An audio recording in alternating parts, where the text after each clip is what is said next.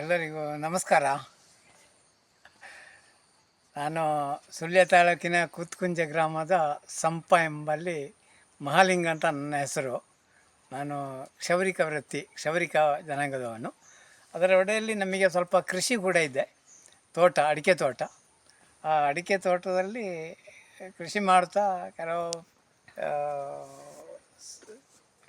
ಗೊಬ್ಬರಗಳನ್ನು, ಗೌರ್ಮೆಂಟ್ ಗೊಬ್ಬರಗಳನ್ನು ಕೆಲವು ಹಾಕ್ತಾಯಿದ್ದೆ. ಅದು ನನಗೆ ಕೆಲವರು ಹೇಳಿದರು, ಅದರಿಂದ ತೊಂದರೆ ಆಗ್ತದೆ ನಿಮಗೆ, ನೀವು ಸಾವಯವ ಕೃಷಿಯ ಬಗ್ಗೆ ಸ್ವಲ್ಪ ಮನಸ್ಸು ಮಾಡಿ ಅಂತ. ಹಾಗೆ ನಾನು 1-2 ವರ್ಷ ಕುರಿ ಗೊಬ್ಬರ ಮತ್ತು ಇದು ಕೋಳಿ ಗೊಬ್ಬರ ಎಲ್ಲ ಕೊಡ್ತಾಯಿದ್ದೆ. ಅದರಿಂದ ನನಗೆ ಏನೋ ತೊಂದರೆಗಳು ಕಂಡೋಯ್ತು. ಯಾಕೆ ಅಂತ ಹೇಳಿದರೆ, ಅದು ಸಾಯುವುದು, ಸಿಂಗಾರ ಸಾಯುವುದು ಅಥವಾ ಸಿಂಗಾರ ಬಾಡಿ ಬೀಳುವುದು ಏನೆಲ್ಲ ಆಯಿತು.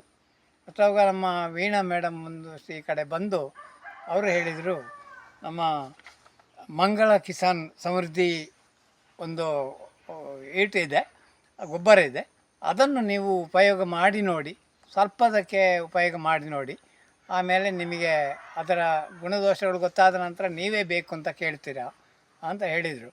ಹಾಗೆ ಕಳೆದ ವರ್ಷದಿಂದ ಇದು 1ನೇ ವರ್ಷ ಕಳೆದು 2ನೇ ವರ್ಷಕ್ಕಾಗುವಾಗ ಅವರು ಬಂದು ನನ್ನಲ್ಲಿ ಹೇಳಿದ್ದು.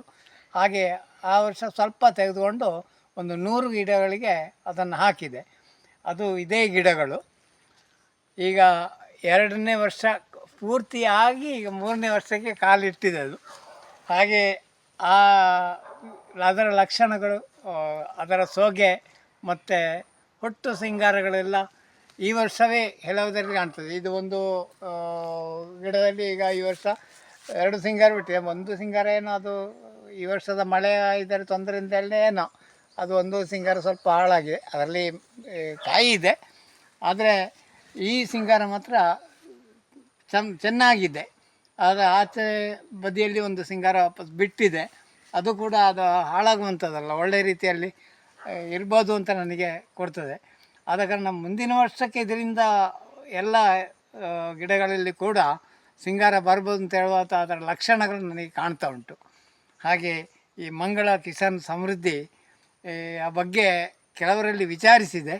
ಅವರು ಇದನ್ನು ಹಾಕಿದವರು ನೀವು ಅದನ್ನೇ ಹಾಕಿ, ಬೇರೆ ಗೊಬ್ಬರವೇ ಹಾಕಬೇಡಿ, ಹಟ್ಟಿ ಗೊಬ್ಬರ ಕೂಡ ಕೊಡುವಂಥ ಅವಶ್ಯಕತೆಯೇ ಇಲ್ಲ ಅಂತ. ನಾನು ಕಳೆದ ವರ್ಷ ಮುಂದಿನ ವರ್ಷ ಫಸ್ಟ್ನೇ ವರ್ಷ ನಾನು ಸ್ವಲ್ಪ ಕೊಟ್ಟಿದ್ದೇನೆ ಅಂತ ಹೇಳಿದರೆ, ಒಂದು ಅರ್ಧ-ಮುಕ್ಕಾಲು kg ಅಷ್ಟು ಕೊಟ್ಟಿದ್ದೆ. ಅದು ನನ್ನ ನಂತರ 1 kg ಅಷ್ಟು ಕೊಟ್ಟಿದ್ದೇನೆ. ಇನ್ನು ಅದರ ನಂತರ ಇನ್ನೂ ಜಾಸ್ತಿ ಕೊಡಬೇಕು, 3 kgವರೆಗೆ ಕೊಡಬೇಕು ಅಂತ ಹೇಳುವಂಥ ನಿರೀಕ್ಷೆಯಲ್ಲಿದ್ದೇನೆ.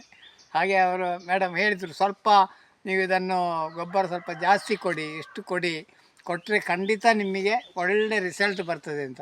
ಹಾಗೆ ನನಗೆ ಈ ಮಂಗಳ ಕಿಸಾನ್ನ ಬಗ್ಗೆ ಒಳ್ಳೆಯ ನಂಬಿಕೆ, ವಿಶ್ವಾಸ ಹುಟ್ಟಿದೆ. ಈ ಕಂಪೆನಿಯ ಬಗ್ಗೆ ನನಗೆ ಗುಡ್ ಹೇಳ್ತೇನೆ ಸರ್.